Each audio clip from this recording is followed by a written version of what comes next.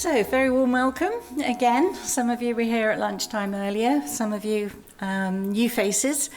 Really good to welcome everybody from the KESS family this evening. We've not been able to get together and have one of these events for a long time. KESS 2 awards events are notorious across Wales. Once you've attended one, you don't forget it quickly. So I'm really pleased we can do this again. I'm Penny. I kind of assume I don't need to introduce myself because I know all of you in this room, in person or via email or phone. We've been in contact for many years, all of us. And I was saying to some of you earlier, during lockdown, we did many online workshops together, and I attended all of those. So I've seen you in your pajamas, I've seen you in your kitchen, I've seen you in your living room, I've seen you in your office. So I do feel I know you all pretty well. And it's really pleasing for me to see now that there are people, our postgraduate researchers coming to the end, submitting their thesis and becoming Dr. XYZ and going on to find jobs within Wales. So we're at a very significant moment of the project. Next week's October. We have until December when we finish. But I think, as those who were here at lunchtime will see, we've made a high impact. This project is big, and it's a high impact project for Wales. Both in terms of the interactions with our company partners, the research across all the university partners, and the individuals and their experience as postgraduate researchers and going on to become postdocs or be employed by their company partners or beyond. So employability is 99% for KESS at the moment. Everybody finishes, they're highly employable because they have that academic and that company enterprise experience.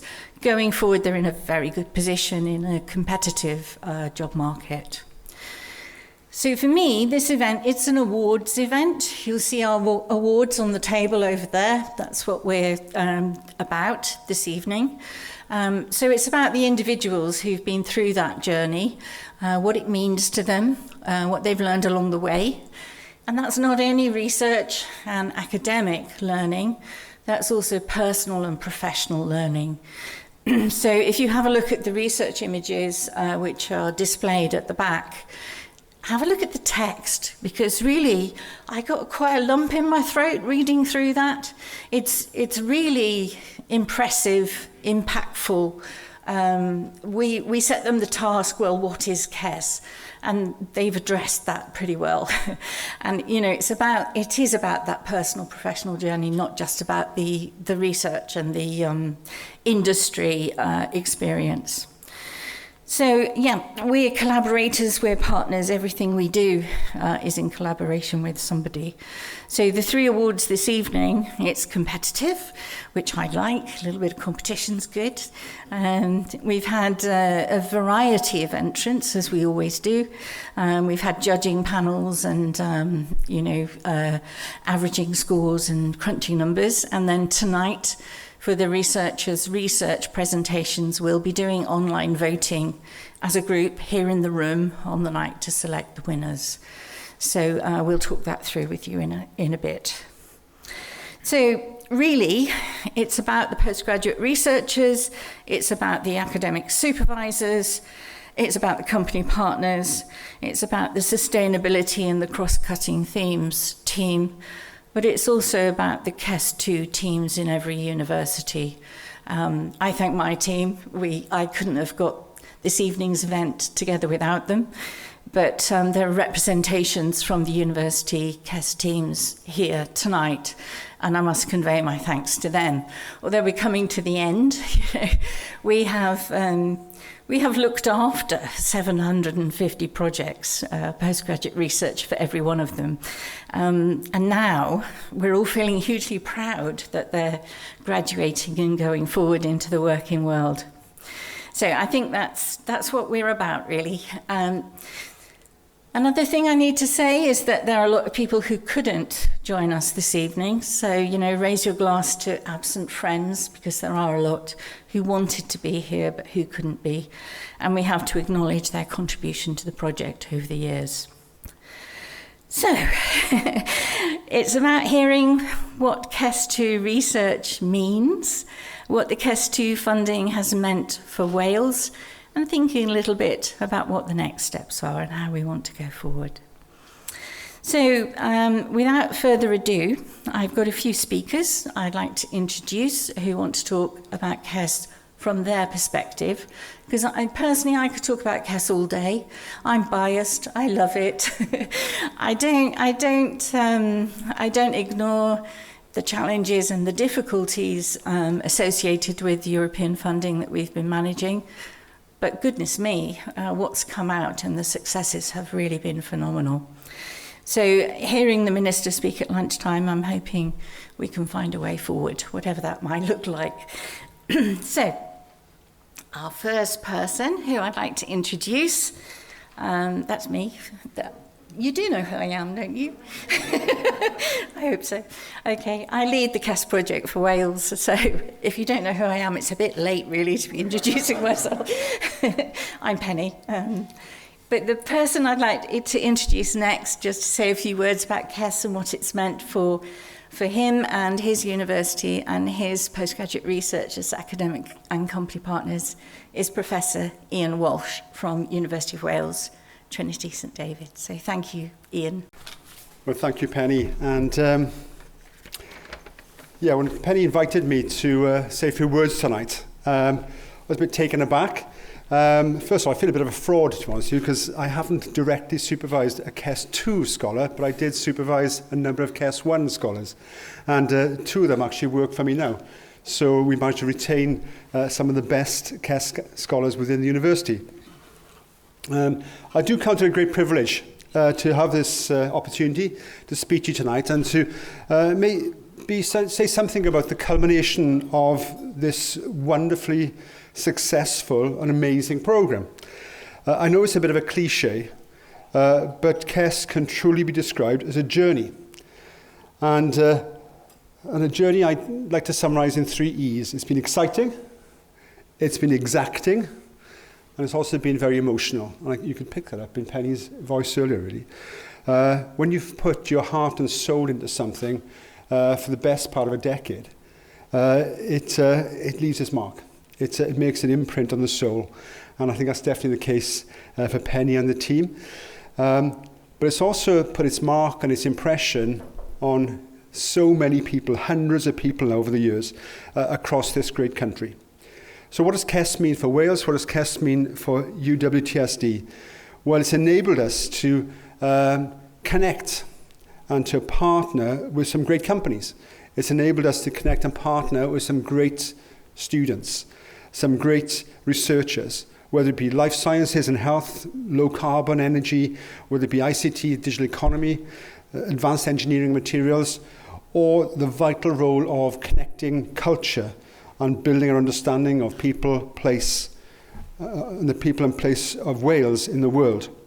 So KESS has allowed us to stretch and rethink the notion of innovation, not just technological innovation, but also social innovation. Projects that we've engaged with primarily have been around the STEM areas. And as we've heard recently, I think most universities, I think all universities now had a visit from the Chief Science Advisor in recent months, who's got very strong opinions on translational research. Quite provocative statements in terms of where we should get our money from. But the key thing that I've taken from those visits has been the importance of translational research, that knowledge and research has to deliver economic value to the people of Wales. Yes, we want to deliver cultural and social value as well, but it has to deliver economic value to the people of Wales, to build up the economy, to build up the companies in Wales. And KESS is a fantastic example of that in action. Yes, it's taken governmental or European money to facilitate it, but the model itself is a fantastic model, bringing together Welsh universities within a partnership structure, delivering directly into the needs of companies, small and large, in their locality. A fantastic achievement. You know, as well as some of the highlights from me personally, colleagues have been talking to me this week about the impact of KESS on their careers, on their lives. Colleagues who work in, say, non-destructive testing with us in Swansea and Port Talbot, and companies and organisations such as TWI, which have had numerous KESS scholars through the door, and the impact that's made on their business models. Or those who've been involved with social housing companies, one in Swansea, coastal housing, and how bringing an artist to do a project within a social housing company just transformed the experience of tenants within social housing.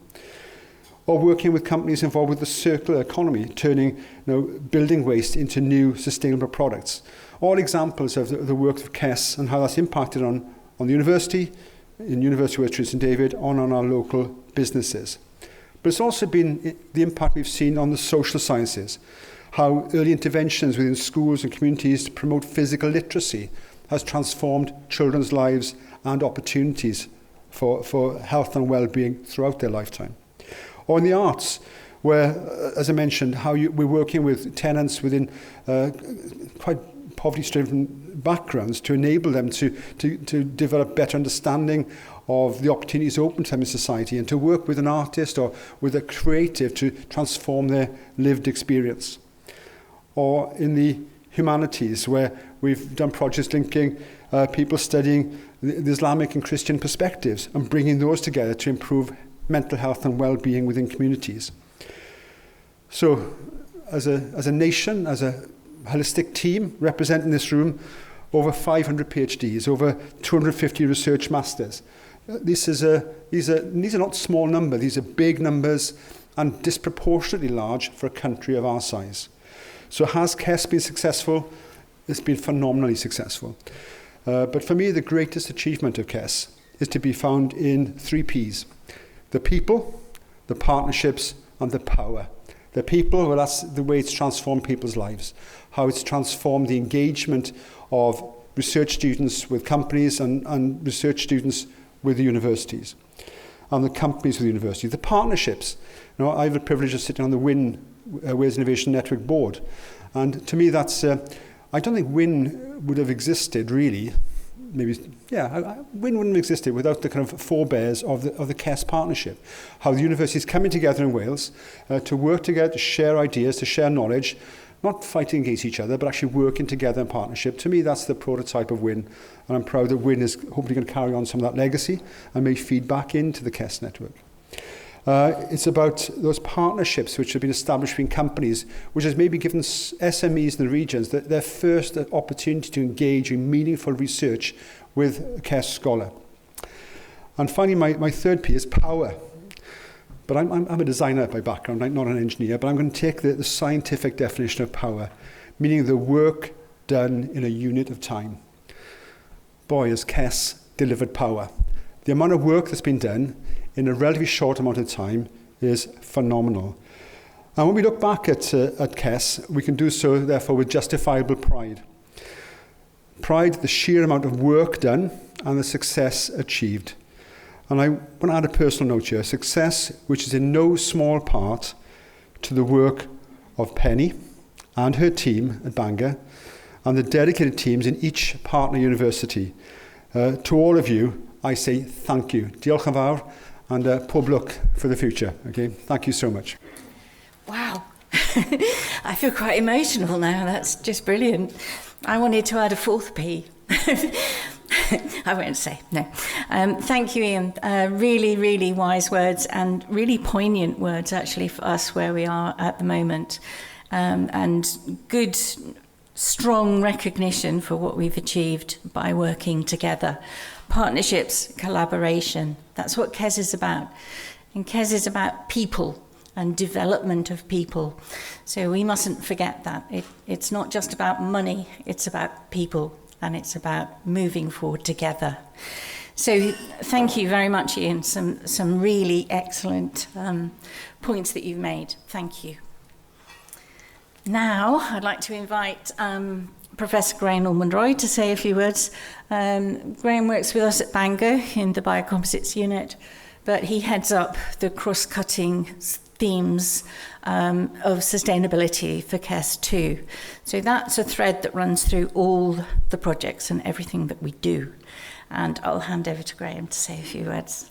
I promised Penny I wouldn't get political, but 2 weeks ago I wrote a speech for tonight. A week ago I had to rip it up and throw it away because sustainability is still at the forefront of everything we do. And what I'm very excited about, and what I get very excited about with KESS and with all our students, is that everyone is so engaged. It doesn't matter what our students and what our companies are doing, but everybody is so engaged with sustainability.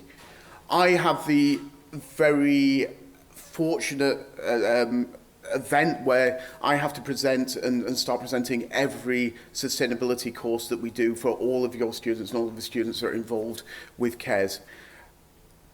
And they're so passionate about sustainability, about our planet and about our people.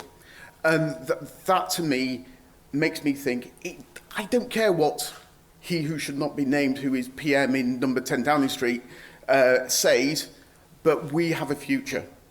And what I love is the fact that not only are our students, but the companies that are involved with KESS are so ready to take on the sustainability challenges we have. Because we need to remember one thing, and the one thing we need to remember is we're not talking about the death of the planet. We're talking about the death of us. And so if we can start engaging with how can we be better to the planet, then that's what we should do. And thankfully, our KESS students genuinely are engaging very well. It's great to see so many applicants to the Sustainability Awards. We had to pick a winner, and that was so hard to do. And I'm glad that we sent it out to many people to do that. But genuinely, I think that the KESS project and sustainability within KESS and embedding it within KESS has been an absolute eye-opener for me to the fact that actually we have a chance and it's great. So I have to say thank you not only to the students, because you're great, but to the companies who have all taken on the KESS sustainability challenges, and also to the academics as well, because academics, they have the thing that they think about, and it could be quite small, but unless they're thinking about in the bigger picture and in a way of thinking about sustainability and the future of the planet, then it ain't going to work. So all I'm going to say is thank you very much, and let's see who wins the awards. Thank you very much, Graham. I would like just to acknowledge Graham's colleagues who work on the sustainability KESS cross-cutting theme. So we have Dr. Morwenna Spears, who's here, and also George Roberts, who's here as well. There is another Campbell Skinner, but he's not able to be with us this evening, so one of our absent friends. But they've been doing a great job, and I think we've made really significant progress moving forward on all fronts. You know, when we started work with our academic parties involved in KESS proposals, we hadn't embedded a sustainability necessity in the project proposal. We've embedded that. That's really strong now. So everything's joining up, and it's been really good progress. So many thanks, Graham and Morwenna and George. Okay. So we're starting off with Adam. Are you ready, Adam? Yeah. So good luck. When you're ready, I'll press start. Okay. And I'll turn over my note. Okay. Okay. Right, everyone ready? Let's go with Adam. Hello everyone, I'm Adam Williams, International Award-winning queer researcher. My PhD looked at understanding the relationship between HIV pre-exposure prophylaxis, sexually transmitted infections, and antimicrobial resistance. A lot of big words. So HIV pre-exposure prophylaxis, also known as PrEP, is a medication that prevents HIV acquisition and is key to eliminating HIV transmission, which is a global goal. However, the introduction has come with concerns that those using PrEP would then go on to reduce their condom use. This would then lead to increase in STIs, and the treatment of those STIs could potentially enhance antimicrobial resistance. So my PhD aimed to look at the relationship between these variables and the impact PrEP has had in Wales. I explored the relationship through a mixed methods approach, conducting an epidemiological and a behavioural analysis, which I then used to develop a conceptual framework of the relationship. And I found that PrEP has had little impact on STIs and antimicrobial resistance within Wales. And I also provided a set of recommendations within my PhD, setting out how to continue the use of PrEP within Wales.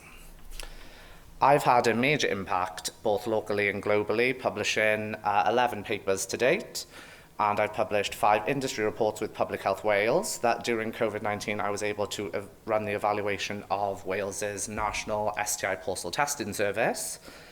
I've presented my work at 23 conferences, I believe, that from yesterday. I just come back from Amsterdam, sorry. And my work now leads me to consult the Welsh Government on their HIV action plan, and I currently sit on the task and finish groups where I'm leading on various streams, including developing the Wales's Sexual Health Research and Evaluation Network, and I really need to come up with a good name for that. I've done a lot of various work and won awards for my art as well, relating to trying to present my research, but none of this would have been possible without the funding from KESS. Hello, so I'm Jenny. I'm a PhD student at Bangor University, and I'd just like to talk to you a bit about my research on bio-based coatings for paper packaging. So a lot of you have probably seen my poster today. The elephant stands out more than anything else. It's basically talking about the amount of plastic that's in the environment. Since the 1950s, about 8.3 billion metric tons of plastic has been produced. Sounds quite a lot. So we have an elephant, which illustrates 1 billion elephants, or 822,000 Eiffel Towers, which is the equivalent of the amount of plastic that's in the environment. And we're adding to that every day. So my research looks at paper packaging and trying to be a bit better than plastic. So paper is disposed of and recycled a lot easier than plastic, and also it's a lot quicker than it to decompose than plastic. Do I need the clicker? Thank you. So with my research, what I'm looking at is coating paper, because paper alone for food packaging isn't good enough. So if I was to pour a cup of water over paper, it would just go right through and obviously damage the food product inside. So my research, the solutions, are looking at some beeswax and seaweed coatings to be able to enhance the performance of paper. So for things like improving its water retention and also grease-resistant properties. So if we were to have a packet of crisps or sliced meats, you don't want your water or grease to get through the material. So my methods for these coatings in particular are working on quite a small lab scale so far. So this is an illustration of the K-bar multi-coater machine that I've been using. And it's quite a simple process that these are a selection of 8 bars, depending on how thick I want to apply my coating to the paper. And it automatically moves the bar across the paper, coating with the bio-based solution. So this, in turn, basically, it's providing the paper with a coating which improves how well it performs with its barrier properties. And the reason for that I've chosen this is because there's so many different coating application techniques, but I'm working on quite a small lab scale because we'd like to understand the properties of beeswax and alginate fully before we upscale to a bigger industry application. So essentially, hopefully, reducing the costs that we might see on a bigger industry application. So the impacts that I'm seeing from my research, it's still ongoing, and I've got two more years left. But I've recently presented at my first ever conference so far, and it's been very beneficial being able to talk to other people in the research field, and in particular packaging. The sustainable packaging is a hugely growing field, and it's really important to be able to talk to people that are in the same field to understand the problems that they've had, and also any ideas, collaborations that we can have. So already there's people that I've talked to from the conference that can help impact the research that I'm doing and also impact the company that I'm working with. So thank you very much. So I will talk about the toxoplasma, and I will try to keep simple as possible, because when I started to research about the toxoplasma and parasite, I just knew that they exist. So I believe that not everyone is coming from the scientific background, and especially that my project was like a half bioinformatics and half lab-based, and I am not bioinformatician. Now I am, but I haven't been before. So let's just keep it simple. Like a toxoplasma is just like we've got a big problem. However, it's just like we don't know about it, because it's just we have like the symptoms are very similar to a basic flu. I've got a flu today, so maybe I am infected. I don't know. Like so, it's a big problem, and we can. Our cats are definite host, but can be any feline. So it can be like in a jungle, or can be our domestic cat. So they can shed in pieces Toxoplasma gondii parasites, and we can be infected by drinking contaminated water, or just have I don't know, changing the cat litter, eating unwashed veg or fruits, or we can also be infected by consuming like a contaminated meat, especially that we are like our rare steaks or undercooked meat, red meat especially. So that can be another way how we can be infected. Yes, and the toxoplasma is a big risk for during the pregnancy. That's why it's not that big risk when we've been previously infected, but because we've got the antibodies. However, when we are infected during the pregnancy and we haven't got the antibody, we can pass the toxoplasma to our unborn baby, and this can be the big problem. So challenges. So that's the challenges which I came across during the project. The toxoplasma is very difficult to isolate from the human background. And when we try to isolate the toxoplasma, it's just majority is gonna be the human DNA rather than the parasite. So whole genome sequencing itself is still very expensive. So we can't actually just sequence the clinical samples. We have to do something to increase the toxoplasma level to be able to carry on. So what I did, I've used the selective whole genome amplification when I was looking for the little fragments in the genomes, where are occurring more frequency in the toxoplasma rather than human, and I've been able to isolate and increase toxoplasma level in my samples. But during the COVID, obviously, it was a big challenge, because when I've been able to go and test the toxoplasma on the clinical samples, the COVID came, and I was not able to do that. So I decided that I'm not gonna give up, and I'm gonna use the pork samples, because the pork is a high risk of contamination of pork is very very high. So I decided to apply my method to the pork samples. So time is up. Okay, so I'm gonna go quickly. So before I had a very small level, after I had a very high level of the toxoplasma, and I was able to carry on. So how I will help? So I was able to sequence toxoplasma from human background, and what will help with epidemiology, because we don't know really how this, we can't really, the understanding of the epidemiology of toxoplasma is still unknown. So I will finish like that. Yes. Good evening, everyone. My name is Lauren Jones. I'm a final year PhD student at Cardiff Met, and I'm going to briefly introduce what I've been working on for the last 4 years, which is the search for a biomarker. So investigating HCMV proteins as potential biomarkers in kidney transplant patients. So the question that needs to be asked is, what do we need a biomarker for? So HCMV, or human cytomegalovirus, is a herpes virus. Its effect is widespread, lifelong, and asymptomatic. It's so widespread, in fact, that 50% of the people in this room may have been infected with it and wouldn't even know, because in a healthy individual, HCMV infection is asymptomatic. However, HCMV becomes dangerous when infecting someone immunocompromised, such as a kidney transplant patient, leading to serious health complications and even organ rejection. Detecting reactivation of this virus in a kidney transplant patient is crucial for timely intervention, and current clinical detection isn't early enough, really. So, what have I done about it?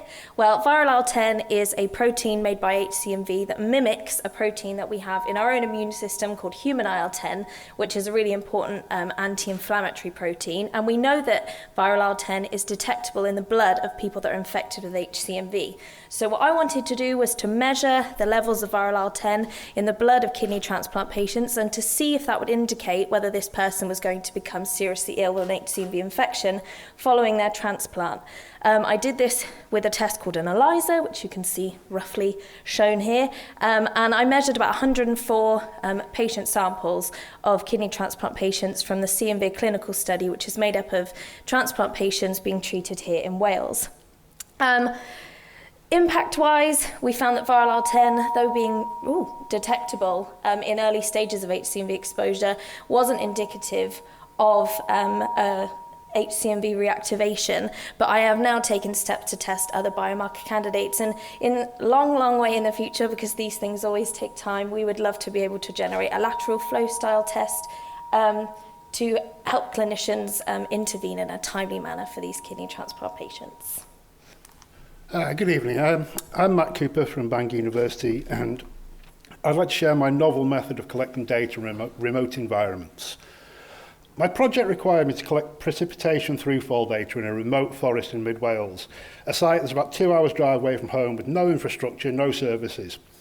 Traditional rainfall monitoring requires constant attention and always has the fear that if a device fails for any reason, you can only find out on the next scheduled visit and important data can be lost. Seeing the data in real time and being alerted to any problems that would arise would allow me to be reactive in scheduling maintenance and troubleshooting visits. So could I find a way to observe the real data in real time and be alerted if a problem occurs with any of my gauges? In short, yes. The Internet of Things is a concept which allows small packets of data to be formatted and transmitted from sensors and recording devices to the web and then to wherever you want them to be. Here we can see this is the network that we developed to collect and transmit our data. The rain gauges were connected to the Internet of Things by the means of a node. The little green square at the bottom left is the actual rain gauge bit, and the slightly fuzzy disc, because I'm rubbish at photography, is a 10p coin. The gateways that we developed are solar powered, completely off grid, and they work similar to a domestic router in that they just transmit a message. They use the mobile phone network to transmit that. So then using the Things network and a piece of software called Node-RED, we can see the data in real time. This is a screen grabbed from my computer, and you can see that the top 5 graphs are actual rain data from when it started raining. Node-RED can also be connected to your mobile phone. The tall picture is a grab from my phone, and the small picture on the right is a notification to tell me that one of my gauges hasn't worked for the last 3 hours. So I can then decide whether I'm going to go down to the forest and have a look at it. So basically, this was a proof of concept because we were told that it couldn't be done. So yes, we have demonstrated that it can be done. It's been running for over a year and has an almost limitless range of potential applications because you can basically connect any sensor to that node and to provide any data. Thank you. Ladies and gentlemen, today I want to shed light on a pressing issue that affects the very heart of our economy, the impact of cybersecurity of small and medium enterprise SMEs in Wales, and how Wales's cyber action plan plays a pivotal role in securing SMEs' future. What does this mean? It is a vision for people and businesses in Wales and public service to become secure and prepared against cyber attacks, as they can be thriving in our cyber economy. The research took a journey through 3 fundamental elements, looking at SMEs' organizational digital maturity, the intelligent technology involved in cyber defense, and the intervention of human awareness, highlighting the present gap that we have today. 200 SMEs took part in a mixed method approach, and the outcome fed back to the stakeholders within the public and private sector. it was clear that money, skills, and education were still the gaps present in Wales today. The outcome of the research produced the Rohan model in getting SMEs to take a step back and understand cybersecurity risk on their business and well-being, taking ownership and taking a holistic approach towards getting the workforce to adapt, raise awareness, and create some sort of assessment and training to then continue to nurture this knowledge at all times in building a safe cyberspace. From this, SMEs can better their cybersecurity measures, mitigate the risk, strengthen partnerships, and improve awareness towards cyber warfare. This is where SMEs need a visual, a green cyber-aware badge to be proud of, their first move to understanding the digital climate and stepping stone in being cyber-aware. SMEs may not know all the answers and may not have everything in place, but they have something on their shop window to reflect that they are ready and working towards a safer cyberspace in line with Wales's future sustainable cyber action plan. My name is Nisha Rawindaran. Thanks to KESS, I'm now a doctor.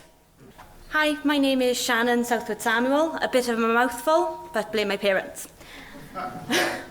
I've preempted the doctor. I've only had my Viva 2 weeks ago, but I'm excited, so I'm calling myself a doctor, so I hope we can all go with that.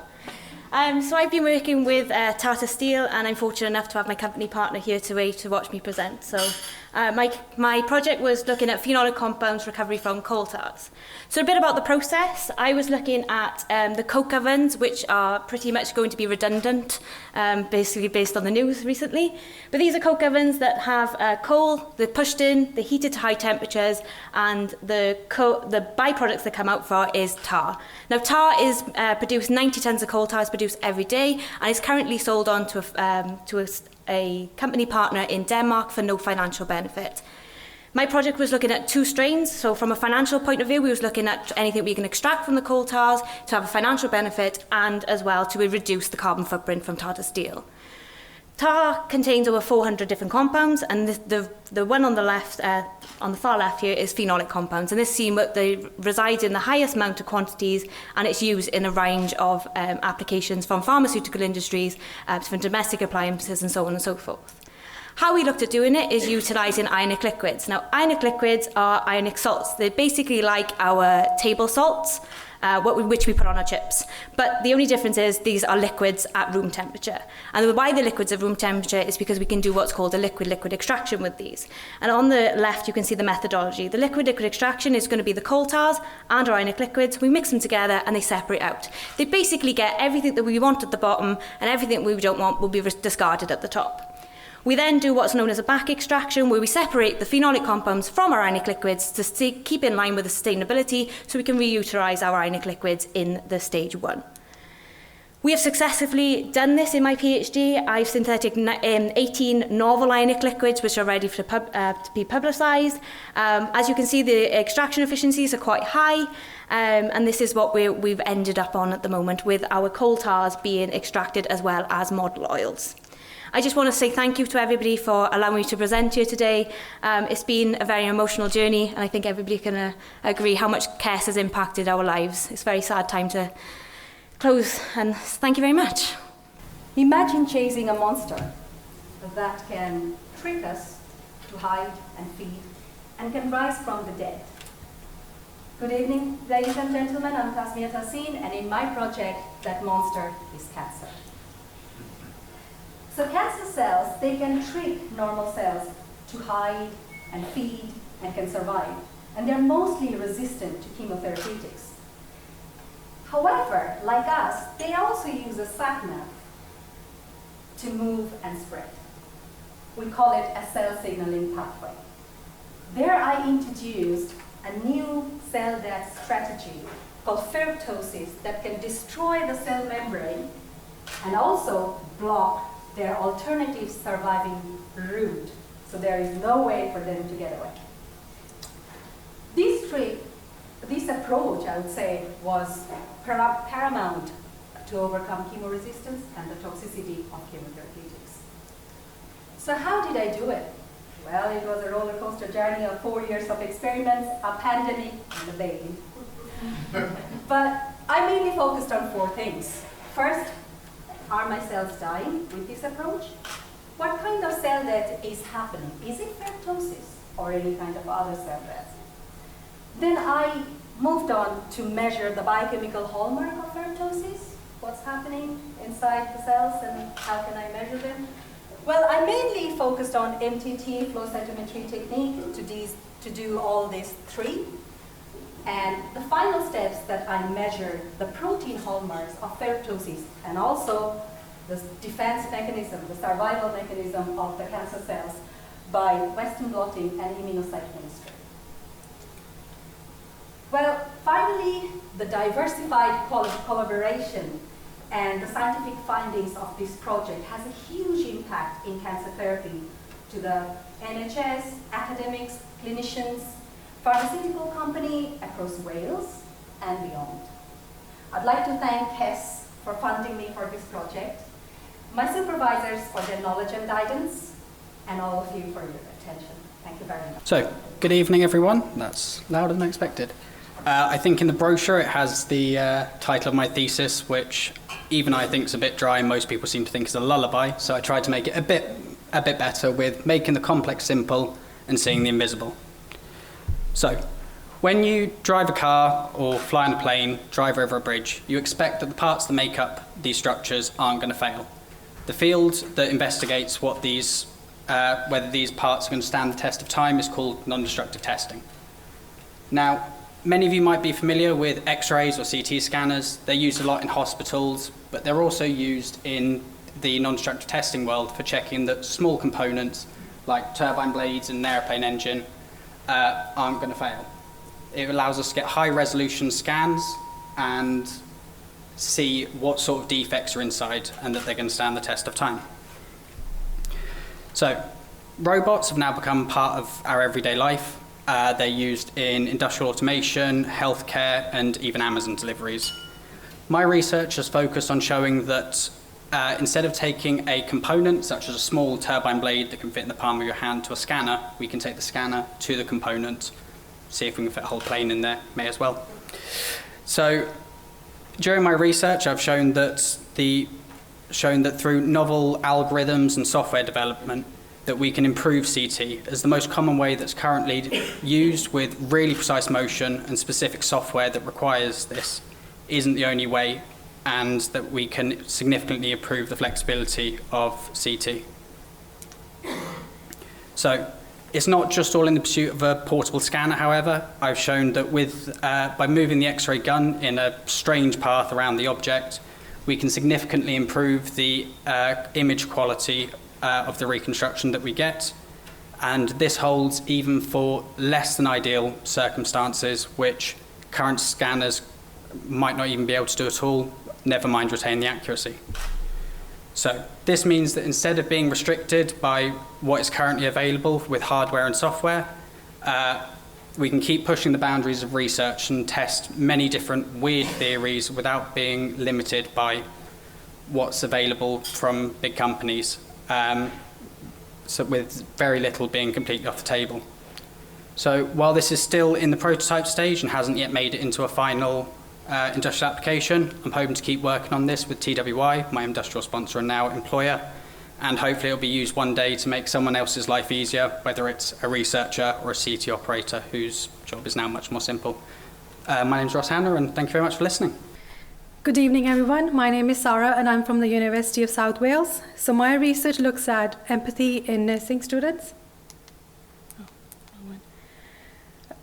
So the introduction to my research, so what is empathy? Empathy is the ability to understand and share other people's feelings, which is also referred to as putting yourself in other people's shoes. So empathy is a very important component in the nursing profession. However, the problem is there is lack of empathy in the NHS profession, healthcare professions. Especially, research has shown that nursing students' empathy declined over the course of their studies, and that is a big problem. Nurse educators must teach nursing students the importance of empathy and how to display empathy. Therefore, my research looked at developing and evaluating an empathy intervention for nursing students. So the method I used is the Medical Research Council framework, which is a widely used framework to develop and evaluate complex interventions. So in phase 1, I developed the intervention. In phase 2, I tested the intervention for practicality. And in my last phase, I evaluated the intervention in a large sample of nursing students to see its effect. I found that by completing the intervention, nursing students had an increase in their empathy levels. So the impact that this research has had is that I have presented my research recently in the Royal College of Nursing Conference, and I hope to publish this study in the nursing literature, which would act as a first step forward for researchers to look at teaching empathy to nursing students and also other healthcare professionals. Thank you so much for listening. So thank you very much to all of our speakers. I think it's been a wonderful snapshot of the variety, range, scope of KESS-funded research across Wales. And that's just a snapshot of a few speakers this evening.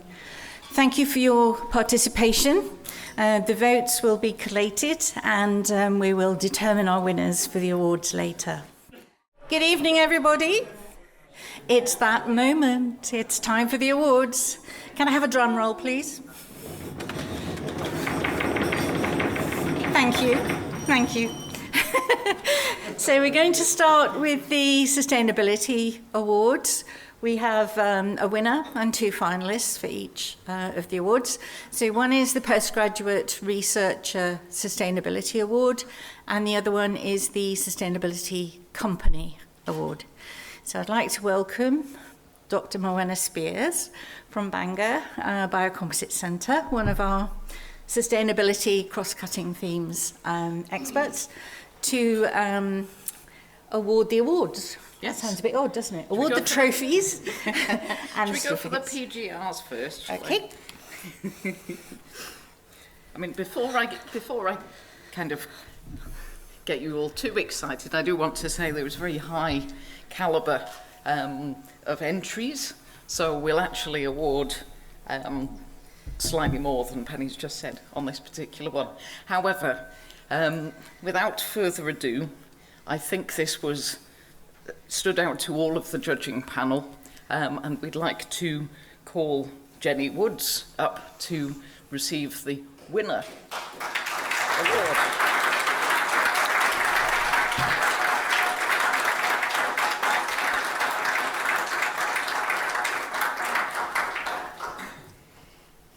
Do we have a photo op?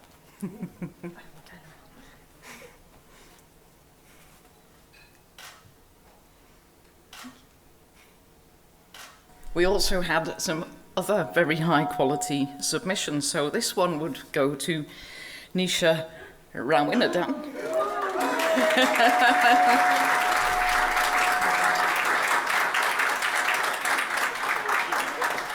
Congratulations. Thank you very much. This one's for you.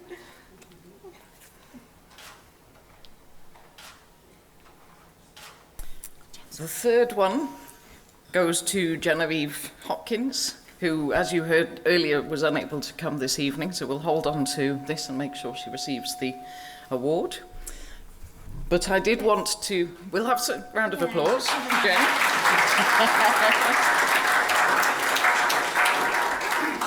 We also really wanted to make sure that Daniel Robustino got a acknowledgement for his entry as well, so...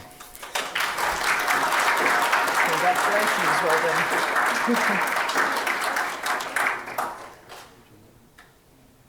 Now, on to the companies, and this was really interesting. It was a very wide set of different types of companies, and you'll have had the chance to read some of those synopses, I think, in the brochure on your tables.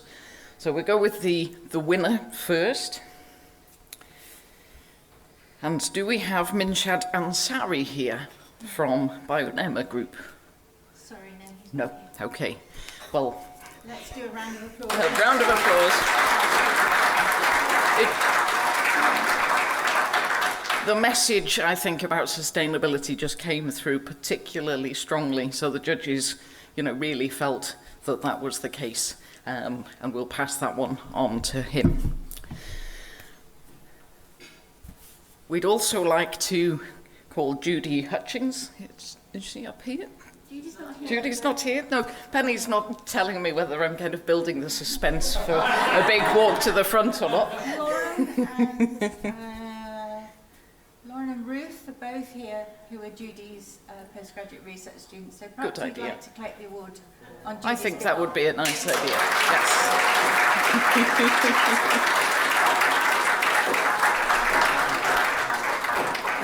I think you should pose jointly holding the trophy aloft.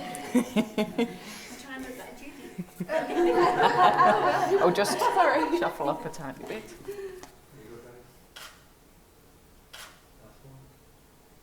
And thirdly, we'd like to pass the third award to Tata Steel. So do we have Gareth Lloyd?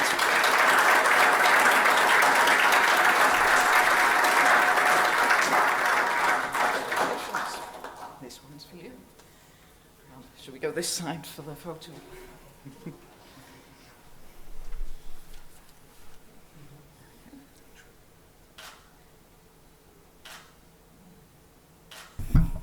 Thank you, winner, and congratulations to all of our winners. So next we move on to the Researchers' Research Awards. So those are the ones that we voted on earlier this evening. I'll collect the awards, and Matt is going to help me present them. Thank you, Penny. I'm hoping for a little gold envelope here. Our winner. Our winner is Lauren Jones.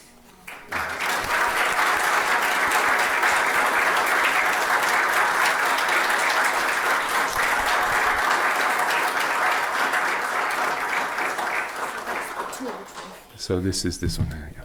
Oh, there you go. Let's just forget. There you go. That was absolutely fantastic. It was very, very good. Thank you very much. This way.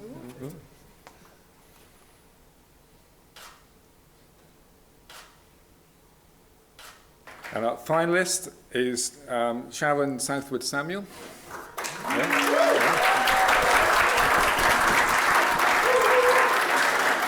There we go.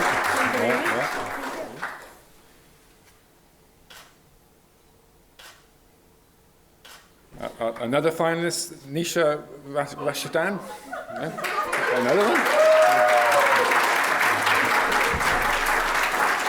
There you go. There you go.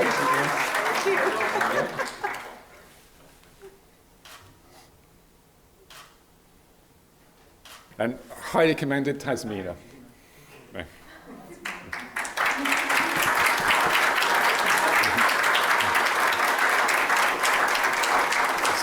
Thank you very much. Yeah.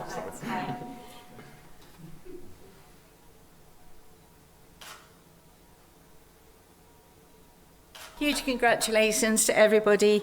I can't underestimate how stressful it is to stand here and present 4 slides in 2 minutes and have an online voting system. So many thanks to everyone who rose to the challenge. And thank you for the award giving, Matt. So our final category are the research images, which are at the back of the room there. They're also inside your brochure.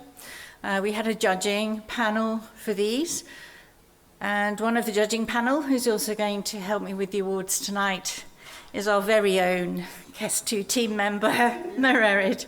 Mererid does the brochure design, all the branding, all the imaging for KESS, and has done for many years, and she does a brilliant job. So thank you kindly.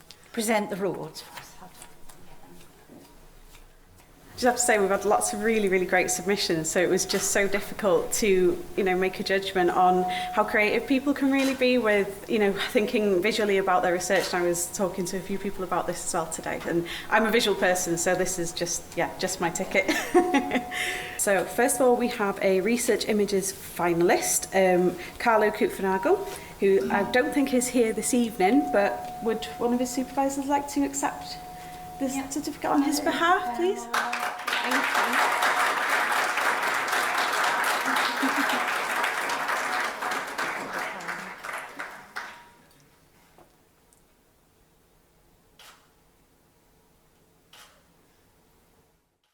And another finalist would like to come up, please, is Adam Williams.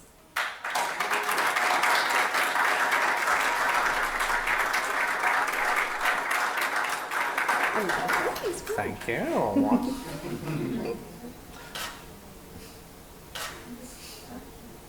Our last finalist for the evening, please, would come up is Tasmia.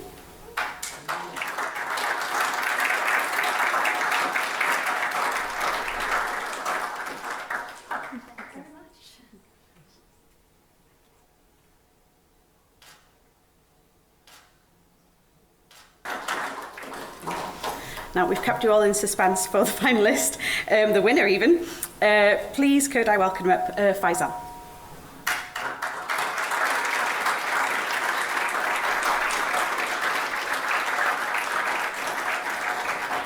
Congratulations, it was a lovely image, I really loved it.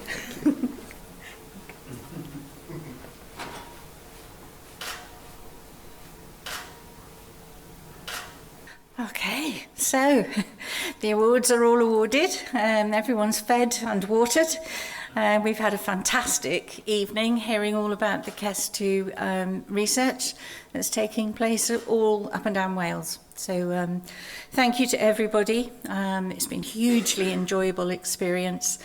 And I hope now we can relax a little bit, let our hair down, have a drink in the bar and spend some time just networking and talking. That said, our photographer would like to take photographs of each of the tables individually. And then if you would like a photograph of your university group or your project group, we can do that as well. While we're all together, seems a shame not to do it. And please, chill, enjoy, and thank you so much.